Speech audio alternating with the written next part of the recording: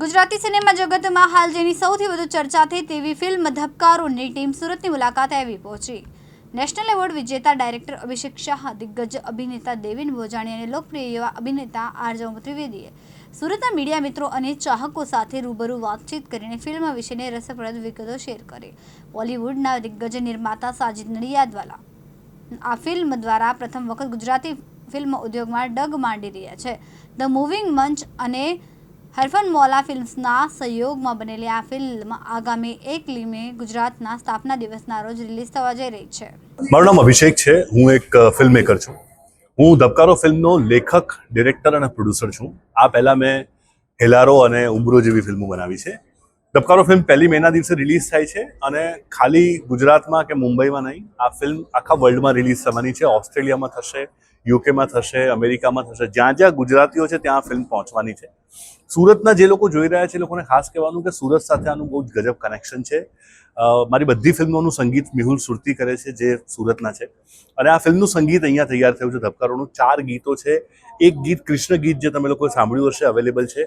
એના સિવાયના બીજા 3 ગીતો હવે આવવાના છે। એક ગીત કાલે જ આવી રહ્યું છે। સરસ મજાનું સંગીત છે। ખાલી મેહુલ સુરતી નહીં, પણ આ ફિલ્મના જે કોરસ સિંગર્સ છે, આ ફિલ્મના જે સિતાર વાદક છે, આ ફિલ્મના સારંગી વાદક, એટલે ફિલ્મનું મ્યુઝિક લગભગ સુરતમાં જ થયું છે। એટલે સુરતીઓને ખાસ કહેવાનું કે તમે આ ફિલ્મ જોજો। આ ફિલ્મ માણસની લાગણીઓની વાત કરે છે, હ્યુમન ઇમોશન્સની વાત કરે છે, સાથે સાથે એન્ટરટેનિંગ વેમાં ફિલ્મ કહેવાનો પ્રયત્ન કર્યો છે।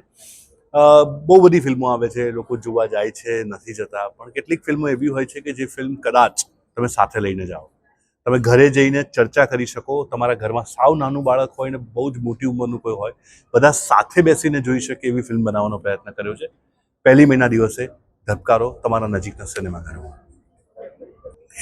આ ફિલ્મનું નામ છે ધબકારો, જે 1 મેના રિલીઝ થવાની છે અને ચારે તરફ ધૂમ મચાવી રહ્યું છે ટ્રેલર।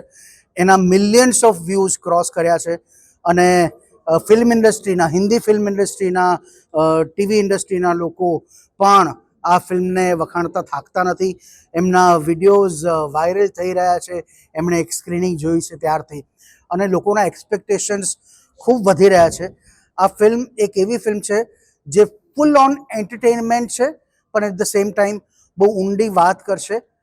તમે ફિલ્મમાંથી નીકળશો ત્યારે તમારી સાથે તમે કશુંક લઈને જશો, એ પ્રકારની આ ફિલ્મ છે। ફૂલ ઓન ફેમિલી એન્ટરટેનમેન્ટ છે। દરેક ઉંમરના લોકો આ ફિલ્મ માણશે એવું મને લાગે છે। જી, હું આરજવ ત્રિવેદી। આ ધબકારો ફિલ્મ જે 1 મેના રોજ આવી રહી છે, ગુજરાત સ્થાપના દિનના દિવસે આવી રહી છે, રિલીઝ થઈ રહી છે। બધા જ સિનેમાઘરોમાં અમે લાવવાનો પ્રયત્ન કર્યો છે। એમાં એ ફિલ્મની અંદર, ધબકારો ફિલ્મની અંદર હું કાના નામનું પાત્ર ભજવું છું। કાનાને આપણે બધા જાણીએ છીએ। કાના ભગવાન શ્રી કૃષ્ણનું કેરેક્ટરિસ્ટિક્સ આપણે બધા જાણીએ છીએ કે શામ, દામ, દંડ, ભેદ બધી જ નીતિઓને અપનાવીને સામેવાળા વ્યક્તિના જે બી કર્મ છે એને એ પૂરા કરાવતા હોય છે। તો એ પ્રકારનું એક કેરેક્ટર છે, આ એક પાત્ર છે। કૃષ્ણ ભગવાન નથી, એક પાત્ર છે।